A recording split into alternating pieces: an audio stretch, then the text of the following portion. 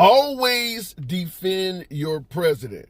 We're going to be talking about defending the commander-in-chief no matter what. That is indeed what the video was titled, Always Defend Your President. For folks on the right, this does not sound unfamiliar at all.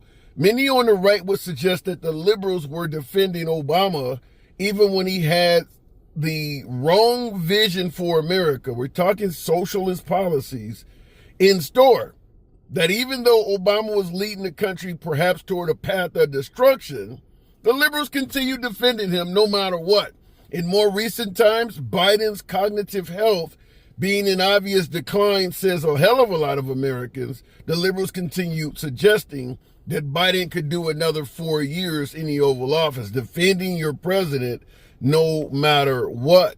Nevertheless, we're now talking about President Trump, who is indeed our commander-in-chief, and make no mistake about it, it happens in favor of Trump as well. There are individuals that are going to defend President Trump no matter what.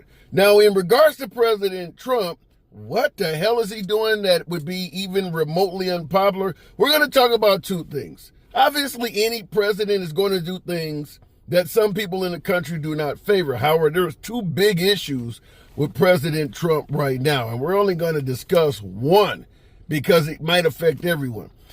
Second most popular is likely the deportations without due process. That is incredibly controversial, but nevertheless, a hell of a lot of Trump supporters will tell you flat out, that's what we voted for.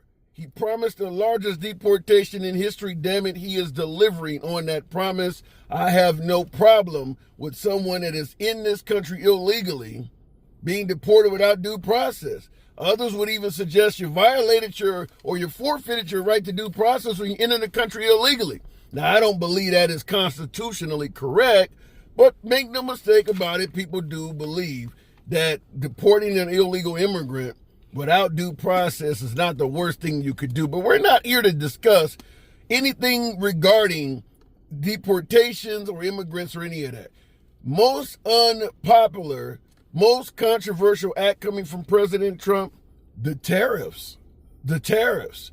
Because unlike with the deportation issues, which is affecting millions of people, the tariffs are going to affect just about all of us, if not now, then eventually come down the pipe. So the deportations is something that's incredibly unpopular for a hell of a lot of Americans. But why is the video titled, Defend the President No Matter What? I want to give you a prime example. Long-term friend of President Trump often cites that he's been a friend of Trump for at least 30 years or more. Bill O'Reilly, we're all familiar with who Bill O'Reilly is, formerly of Fox News for nearly 20 years or more. And of course, he does his own thing on the internet now, and you can find him on News Nation a hell of a lot of nights, that particular news channel as well.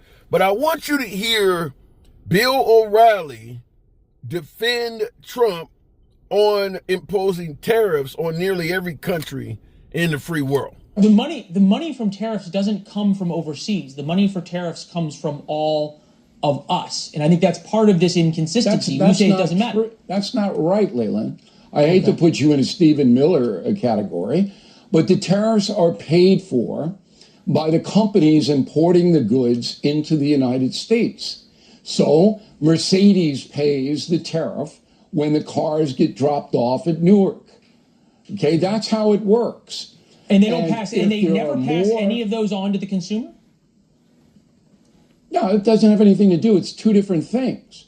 All right. So the United States Treasury gets the money that Mercedes pays on the tariffs from its cars coming into the USA. And that's what Trump wants. He wants more money coming in than going out. Now, he's not going to achieve that goal. It's impossible to achieve it. But he'll cut it 50, 60%. I'm pretty sure, over the next 6 months or so. Any other questions on how tariffs are paid? We'll agree to disagree on that, but go ahead with what the president said. Well, you can disagree with it, but that's the fact. Okay. And I put in Jack, but I don't want to be a wise guy. All right, the companies that import the products pay the tariffs. Cocky yet confident as hell. That is a perfect description of Bill O'Reilly. But in this video, my humble opinion, without any major financial knowledge in terms of tariffs, is that he is incredibly wrong. But I will leave you room in the comments to let me know if you agree with O'Reilly. Here is his actual quote. The tariffs are paid for by the companies importing the goods into the United States. So if iPhones are made in China, when Apple, the company Apple, sends those iPhones to America, Apple pays the tariff, which is true. But you see, the host of the program asked Bill O'Reilly, won't the actual purchaser, the end user who finally buys that iPhone, pay the tariff? As if Apple is not going to absorb all of these high increase in tariff costs without charging more for the damn phone. And Bill O'Reilly responds by saying that's something different.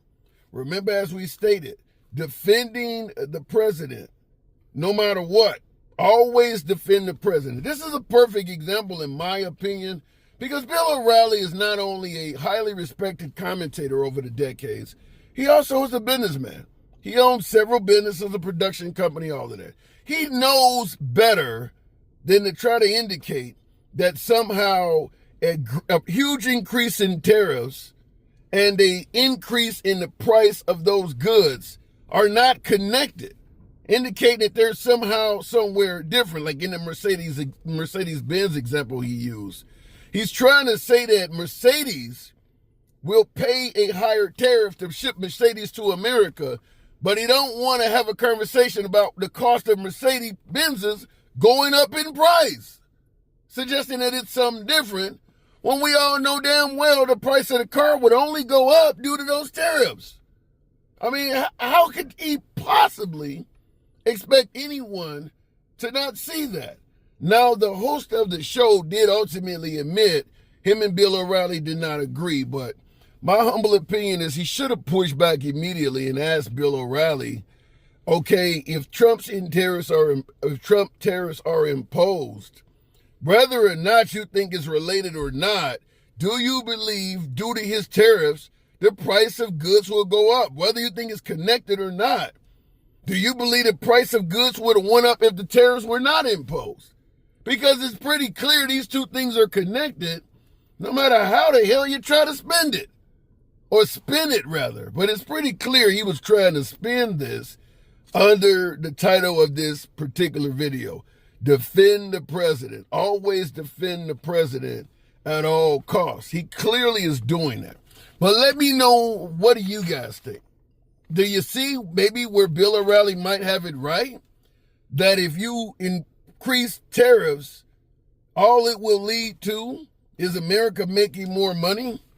And the cost of the goods that are being tariffed will not go up for the American consumer?